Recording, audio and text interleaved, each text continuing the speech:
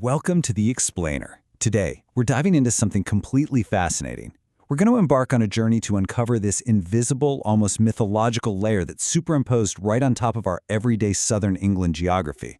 Imagine just peeling back the modern map, the roads, the towns, your daily commute, and revealing this ancient grid of hidden energy, sacred geometry, and some deeply rooted folklore. We're going from the quiet woodlands of Hertfordshire all the way to towering national megaliths. So get ready, because you're about to see the landscape around you in a completely new light. Okay, let's dive right into this. Have you ever actually wondered what invisible forces might be crossing directly beneath your feet? Seriously, think about your normal commute. Maybe it's a drive through Welwyn Garden City, or a relaxing weekend walk near St. Albans.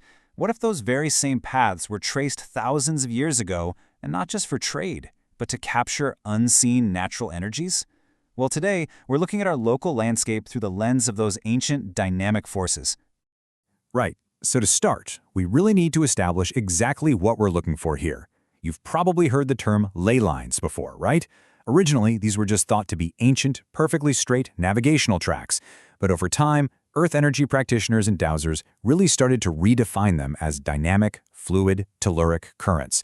Basically, think of them as natural electrical and magnetic energy coursing right through the Earth. It's like a network of invisible rivers of energy linking ancient sites together, where standing stones, ruined churches, and burial mounds act as little pins on this colossal, invisible map. And ancient peoples might have actively navigated and utilized these unseen forces to design their sacred landscapes. Part 1. The Hidden Alignments of Hertfordshire. What's really wild about this is how accessible the mystical actually is. I mean, it's happening right down the road. Let's ground this epic concept in our own backyard. Over at the Gorhambury Estate in St. Albans, Sir Francis Bacon reportedly aligned his follies and temple mounds right along these local energy lines. Then you look at Verlamia, where ancient trackways stretch right toward Welwyn. And just on the edge of Welwyn Garden City, the ancient woodlands and the ruined church of Ayot St. Lawrence have literally become a major hotspot for local landscape energy walks. We also see historic alignments woven straight into the grounds of Brocket Hall, and a bit further north, you've got the Six Hills Barrows in Stevenage. That's a set of ancient Roman burial mounds perfectly lining up along historic road routes. It just goes to show, the ancient and the energetic are basically hiding in plain sight. Part 2. The Royston Cave Crossroads. Now, if we zoom out slightly from those quiet local spots and head, say, about 20 miles north, we hit a massive, high-energy vortex. The juxtaposition here is just breathtaking. Royston Cave isn't just some weird enigma carved into the chalk, it sits at an unparalleled point of convergence. Physically speaking, it's the exact intersection of two of Britain's most historic thoroughfares, the ancient pre-Roman Icknield Way and the Roman Ermine Street.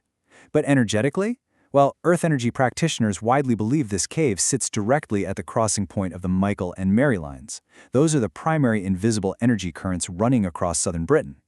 So you have this stunning convergence of physical human history and immense telluric energy, and it's all linked to the mysterious Knights Templar who had strongholds right down the road. Part 3. Tracking Michael and Mary. So, you're probably wondering, what exactly are these Michael and Mary lines colliding at Royston Cave? Let's take a broader look at how we actually know about these colossal forces crossing the country. The way we understand this map has actually evolved drastically over the last century.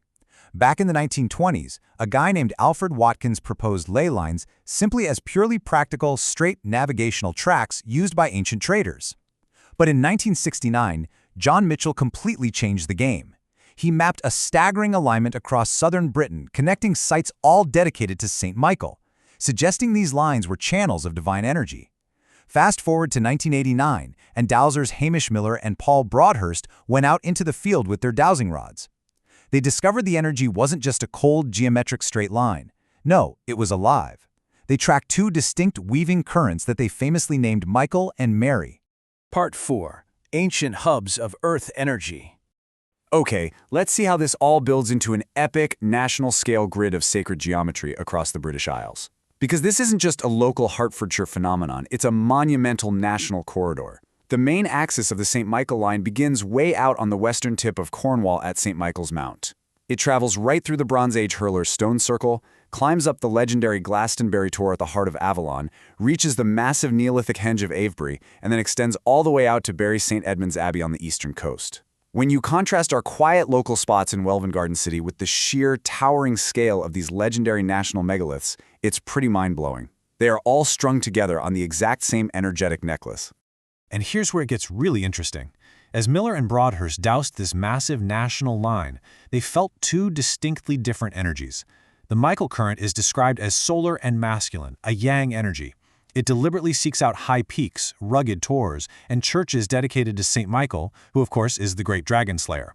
The Mary current, on the other hand, is lunar and feminine, a yin energy. It behaves entirely differently. It beautifully meanders through softer landscape features, dips into valleys, and loves to linger at sacred water sources like the Chalice Well. It's just a perfect, dynamic balance of natural forces. And this behavior brilliantly illustrates the caduceus metaphor. You know that medical symbol with the winged staff and the two snakes twisting around it? Well, that is exactly how these energies behave across the geography of Britain. The straight, mathematical St. Michael alignment that John Michel mapped acts as the central staff. Meanwhile, those living, flowing Michael and Mary currents weave, cross, and coil around that straight path just like twin serpents. Part 5. Dragons in the Landscape.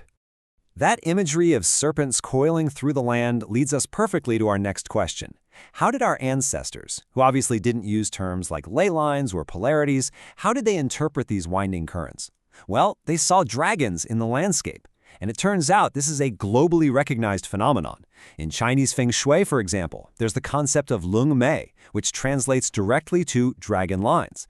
These are natural forces coursing through veins in the earth, basically determining the luck and energy of a location. This Eastern geomancy is remarkably mirrored by British folklore, where the deep telluric currents were also mythologized as great serpents or dragons sleeping right there within the earth. If we trace this energy line back down to its origins in Cornwall, we see this dragon lore literally everywhere, and it's incredibly revealing. Because in folklore, a dragon isn't always just some fire-breathing monster in a castle, right? It's often the physical embodiment of a community's relationship with the land itself, like the Mester storeworm, which represented very real environmental crises and failing crops, or the fiery dragon fought by the condemned spirit Trejagle on Bodmin Moor. That was essentially a psychological manifestation of moral dread. At Trewoof Well, you had a dragon guarding the fresh water, which symbolized how fragile the community's dependence on local resources really was. And my absolute favorite, Saint Petrock encountered a dragon with an injured eye, and instead of slaying it, he healed it. It shows this ancient mindset of seeking balance and compassion with nature's wild energies, rather than just trying to conquer them. So, the absolutely crucial point here is that our ancestors didn't just tell stories about these dragon lines, they actively interacted with them. Just try to imagine the scene during the ancient Beltane rituals. Pilgrims would travel for miles and miles just to converge at the massive Avebury Henge, right there in the center of the country. As the sun rose on May Day on the eastern edge of the St. Michael line, fire beacons would be systematically lit at energy nodes, racing all the way down the line to Cornwall. Down on the ground, men and women would form twin processions, physically walking and mirroring those masculine Michael and feminine Mary currents, eventually coming together in this massive fertility ceremony to honor the turning of the seasons. It's just an incredible way to live with the land. Which brings us to why all of this matters to us today. The researchers Miller and Broadhurst, they captured it perfectly in their book, The Sun and the Serpent. They wrote, "We must consider the earth as a mother who gives us life. In coming to a conscious realization that the earth and its inhabitants form a living whole, we will have transcended the barrier of time." I mean, that is the ultimate takeaway of our explainer today. Whether you want to view these lines through the lens of ancient geometry, dowsing rods, or Cornish dragon lore, the message is exactly the same. Humanity thrives when we recognize that the land is alive and we choose to work with nature rather than against it. All right, so I'm going to leave you with this final lingering thought. The next time you take a weekend stroll near Brockett Hall or you step off the pavement to walk through those ancient woods of Ayotte St. Lawrence, just pause for a second. Consider the history, the energy, and those ancient currents flowing right through Welwyn Garden City up to Royston Cave and out across the entire nation. Will you feel the dragons sleeping beneath your feet? Keep your eyes open and keep exploring.